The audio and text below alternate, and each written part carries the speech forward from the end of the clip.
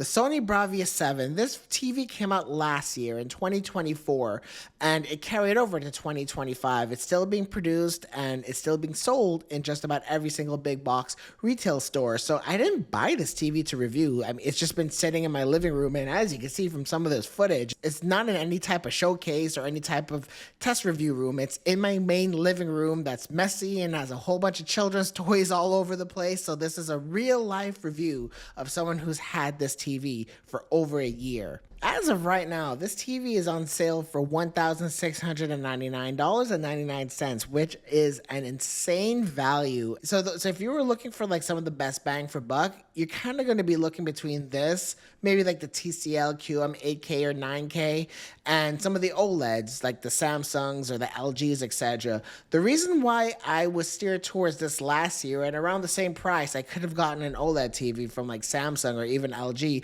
The main reason why I chose this TV is because of where it is. It's in a very bright room, and I was concerned about OLEDs not getting bright enough. And last year, I did not have the budget for like the S95F, which is this year's model, but last year would have been the S95D or the LG G4. I wanted to keep it under $2,000, but over time, there's been one glaring issue which has made me want to get rid of this TV, and you can probably already predict what that is. But before we get there, let's just start from the beginning. I really like how classy Sony's design is. There isn't really any logos, just one on the bottom left corner, very subtle, and on the side you're getting a nice metal frame, brushed metal it looks like, and it's very premium to look at. The back of the TV is a checkerboard pattern, and it is all plastic. That's fine. The port layout is very simple, very similar to all the TVs. One issue that I have with it, which didn't bother me that much because the only gaming console I had back then connected to the HDMI 2.1 port was the PS5. But you only get two HDMI 2.1 ports, which kind of sucks if you're a gamer, and one of them is used for the eARC, so I also use the Sonos Arc Ultra, so that occupies one HDMI 2.1 port, so I'm only left with one. And then the Nintendo Switch 2 does support HDMI 2.1. My PS5 also supports HDMI 2.1, which is more important if you want to run the PS5 at 4K 120 hertz. I don't really use Xbox anymore, but next year when the Steam machine comes out, I'm definitely going to want to get that, and I'm going to want HDMI 2.1 because that AMD custom chip will more than likely support HDMI 2.1. And because of that, I have already outgrown every single Sony TV that has come out within 2024 and 2025 because they only support two HDMI 2.1 ports. It's really unfortunate. I know the limitations of it. It's because they're using a MediaTek chip, and we just have to hope that MediaTek designs a chip that allows for more HDMI 2.1 ports. Anyway, I don't want to get too nerdy in this review. So that kind of set me down the path of maybe wanting to replace this TV. If you don't have that issue, then let's continue, and there's still a lot more good stuff to talk about. So why did I choose this TV over some of the other OLEDs, especially for just maybe even a few $100s, or even if you're able, or if you're willing to go to one of the entry-level OLED TVs like the Samsung S85F or the LG B series of TVs? Well, for me, it's the brightness. This TV is not in a basement, it's not in a loft, it's not in a room, it's in the living room, and we get really nice weather here in South Florida. I want to enjoy the natural light that this home is able to provide to me. So as a result, when I'm watching content or playing video games, I want the TV to get bright enough to handle that, and it does. That's the best thing about this TV, and still in many ways better than some of the flagship OLED TVs that came out this year. It gets incredibly bright, and the menu makes it really easy to switch between the different modes. There's a Dolby Vision Dark, which is more suitable for dark rooms. There's a Dolby Vision Light, which is more suitable for semi-bright rooms. And if you really want to crank it up, Sony offers a Dolby Vision Vivid. It's not accurate at all if you care about that kind of stuff, but if it's a very sunny day and a lot of natural light is coming into your room, it is suitable to help combat that. And what I like is using Google TV is just really easy to get to the different modes. There's not a whole bunch of different things that's buried to where you have to go through a whole bunch of different settings, and then changing some settings makes things look not very accurate. I should say that I'm a stickler for accuracy. You'll never find me watching any of my TVs in dynamic mode or even standard mode. It's only filmmaker mode or Sony calls theirs professional mode. Those are the only modes I ever stick to, and what I like about the Sony TVs is it manages to stay very accurate even when you crank up the brightness, which is not what I could say for all their brands. The main issue though, and you can probably see it in a lot of this footage, and that's kind of what I was alluding to in the very beginning, was as high as the brightness is on this TV, the glare is incredibly bad. It's in fact one of the worst TVs I've ever had. Let me mention some of the other TVs I've had. I've come from mostly Samsung and LG TVs, which does a really good job with glare. This particular Sony model really drives me crazy. I kind of wish I sprung for the Bravia 9 because that seems like it handles the reflections and the glare a lot better, but that TV was just way too expensive. So in my kitchen, I have these lights. Don't matter how bright the TV is, if those kitchen lights are on, you're seeing it on screen all the time, and it's incredibly distracting. I will say though, over the year though, I did get used to it. Like my brain started to block it out. But then I think I'm just seeing all these Black Friday prices in 2025, and I'm starting to get that itch, and all of a sudden it's bothering me more than it typically would. And I think that's more my consumerism kind of taking over instead of it actually bothering me, because for the entire year I did get used to it and my eyes just stopped seeing it. But now that I'm starting to see it again, it's getting harder and harder for me to ignore it. There's been a lot of comments about this, a lot of threads on Reddit and YouTube comments, etc. Some people find it to be annoying, some people don't. I think it mostly depends on the room that you have it in, but those kitchen lights behind me are just really annoying. And I know you might be thinking, just turn off the kitchen lights. Fine, I can do that. But I'm not the only person living in this house. So I could be watching TV and somebody walks into the kitchen. Naturally, they're going to turn on the kitchen lights, and that could be really annoying. And also, I do have a window to the side of where the TV is, and I'm able to see a lot of glare coming through there. And during the day, the brightness sometimes is just not able to get over that. So kind of frustrating, not a deal breaker, but very close to it. So even though I bought this TV to combat my bright room, the reflection is still kind of letting me down. I really wanted to spend some time talking about that, because if you're like me, that's something you would have probably been very concerned about before making this purchase. And I was, and I know I'm going to be repeating myself, but I think there's a very good chance you could get used to it, even in this extreme example that I'm in. You know, there's a lot of good stuff about this TV, but since I've already brought up one negative aspect of this, let me just continue along the path of the things I don't like about this TV. Because this is a mini LED TV, there is a phenomenon known as the dirty screen effect, and mine is there. I never see it when I'm watching movies or most TV content. The only time I notice it is when I'm gaming and when I'm looking up at the sky, and when you're looking at something that's almost the same color. If you watch sports, if you're looking at hockey, you may notice it. It's not as bad as some of the TVs from the past. In fact, most people won't notice it. I was really concerned about that, and I do see it sometimes, but I'm able to get over it, and it does not end up distracting me from enjoying my content. So wanted to mention that there is a bit of dirty screen effect on my particular unit. There's going to be panel-to-panel variances.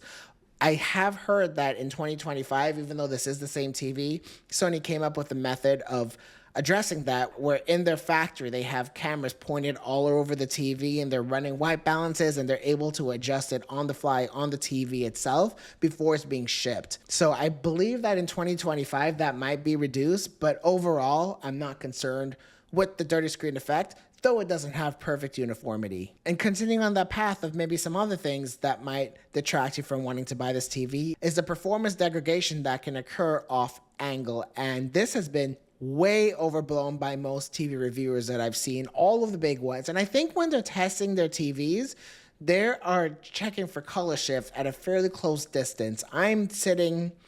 I'm probably sitting 15 feet away. So in some of the footage, you could see where my couch is. And I even took my camera and I had like an RGB screen up, and I started tilting to the left and tilting to the right to see if I could really notice a difference. And no, I haven't really been able to. The colors still look incredibly vibrant and punchy on this TV, while again, remaining accurate. That's Sony's best trait. Where I did notice some issues is the contrast off axis. It does get a little bit more gray to the left or to the right, but when I'm sitting at the most furthest distance, which is on an armchair to the right, I'm incredibly picky about this. I'm usually the one rushing to sit in the dead center of my TV. And at that distance and at that angle, it hasn't been bothering me that much. I've been more than okay with that. If anything, I would say that the reflections and the glare bothered me more. So if that's something that's been bothering you, this is something I'm usually very picky about, has not been bothering me. But again, it depends on how close you're sitting to the TV. When you are close to the TV and you are starting to not be in the dead center of the TV, you will notice it more. So you definitely depends on how far away you're sitting from your TV. And I got the 75-inch model, so I'm able to sit a bit further back while still having a fairly large picture to look at. So that's something to keep in mind. All right. Talk about the good. Another reason why I traditionally love IPS screens in general, and OLED still is not able to get this right, except maybe the LG G5, which I did order, that should be here soon, and I want to do a video on that, is the subpixel layout. Most OLED TVs have an unusual subpixel layout, which in many ways decreases sharpness and can ruin fine detail. Every single IPS display just has a regular RGB subpixel, so the pixel is in a perfect square. It makes it perfect for each pixel that's being displayed on the screen to land perfectly aligned. So even if you were watching 1080p content, Sony does do a good job upscaling that, the best in the industry. But because you're already starting off with a normal subpixel layout, it's going to look great. The TV I had right before this was a Samsung S95B. I don't upgrade every year. TVs I tend to stick with for a long time. I did notice immediately that even though this is a larger TV, everything looks sharper, and especially in a lot of video games where there's a whole bunch of crazy particle effects, it just looked a lot cleaner on a regular IPS panel. I am nervous about going to the LG G5 because even though it is a regular subpixel layout, it still has that white subpixel, and I don't know if that's going to cause issues, but I'll talk about that later on when I get that TV. And I've alluded to colors a few times. One issue with this particular IPS panel is it doesn't have the highest color gamut compared to most other TVs. In fact, it's not even able to hit 100% DCI-P3. I'm only getting 91, but it's weird, man. The measurements don't do this justice. I don't know if it's Sony's processing or if because the color brightness is able to get much higher than any OLED I've ever had before, the colors look incredibly punchy. I've never found this to be not a very vibrant screen to look at, and gradients always just seem to be handled well. I know a lot of that has to do with Sony's processing. They are the best in the business. Like, there's many situations where you can take the same scene from a Sony TV running the same panel that's maybe in a Samsung or an LG TV, but the Sony always looks better. In fact, Sony wins every single shootout every single year, and it's because of that processing. That processing does come with some setbacks though, and the biggest setback is the input lag. I connected my laptop to this TV and took off ALLM and then just tried using the mouse. There was so much latency. It's completely unusable, and it makes the entire TV interface seem sluggish, even though it's not. Based off of the research I've been doing, the input latency when you're not in gaming mode is like 300 milliseconds, which is crazy. Thankfully, it's not creating any issues with like lip syncing when I'm watching movies, etc. So when you're gaming, you have to make sure that you're in gaming mode. Thankfully, because it does have ALLM, it's automatically going into game mode. And when I go into game mode, the input latency becomes okay. I would never play COD competitively on this TV, or even like some intense single player games like Black Myth or Elden Ring, etc., which requires like very precise timing. It might be a little bit difficult. I played through most of God of War Ragnarok on this TV on the medium difficulty, and I was okay with it. I played several first-person shooters, etc., and I'm fine with it. I don't love the input latency, but one thing I like about Sony is their game mode looks very good. I've had so many Samsung and LG TVs where the moment you go into game mode, the entire picture quality just looks significantly worse. You get bad banding, you get a lot of jaggies, a lot of the processing that makes movie watching so good on TVs goes away when you go into game mode. So I think Sony is striking a good balance between that. If you're playing mostly single player games, I still think that this game mode looks better than the S95B I had, even though that was an OLED. And overall, But at the end of the day, Sony has the best picture I've ever seen. This looks better than any of the OLEDs I've ever used. I'll report back when I get the LG G5. Even though there's a lot of limitations, if you measure it, it won't measure as well as some of the OLEDs.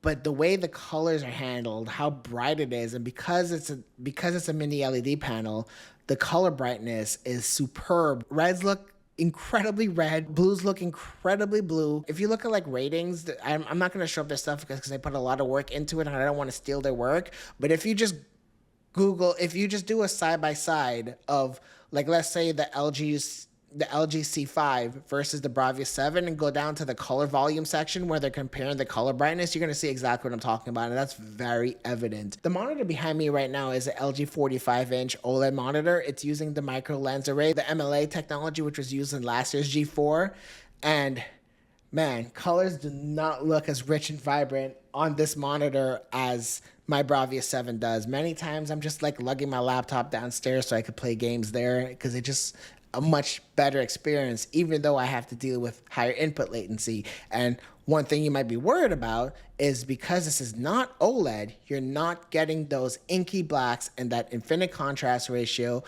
down to the pixel level. And yes, that is going to be an issue only if you're looking for it. If you just get sucked into your content, you will never see blooming. You will never notice raised blacks unless you're actively looking for it. And if you're that kind of person, hopefully you could get over it. There are going to be opportunities, and I'm showing them here, that typical LG OLED test that I show in every one of my videos and everybody else does.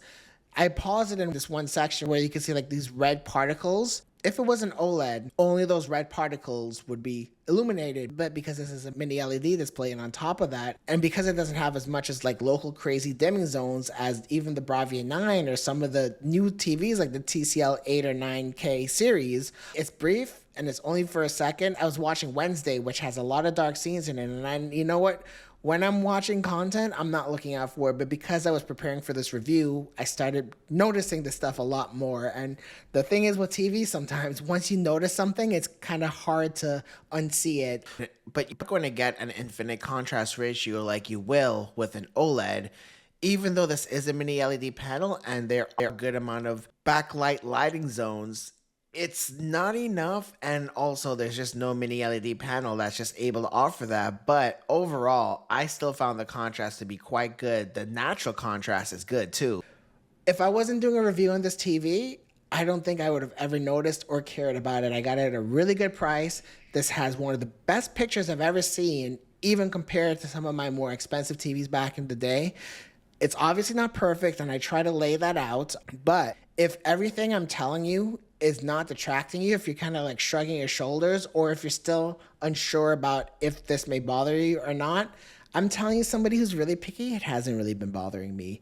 This was my own TV. I bought this with my own money, not sponsored, blah, blah, blah, etc. But if you're interested in buying this TV or any of the other TVs out there, I'm going to have affiliate links down below. They help me out, but I don't care if you use them. I'd rather you just believe that this is coming from a real reviewer and not someone that's like trying to sell you something or anything like that. So I don't know where else to take this video. If there's anything else I didn't cover, leave a comment down below and I'll try to answer. And I hope I can help you make the right buying decision, because TVs are not like all their items to where they're easy to return. It's a big box. You got to lug them back into your car. It's TVs you just want to get right. So I want to help you find that TV, and I hope this is for you. I have loved it for the entire year, but I think the consumerism in me got to me and I ended up buying the G5. So that's coming in soon and I'll be doing a review of that. And I have all the stuff I want to cover. Anyway, I'm rambling at this point. All right, guys, thank you so much and I'll see you in the next one. Bye.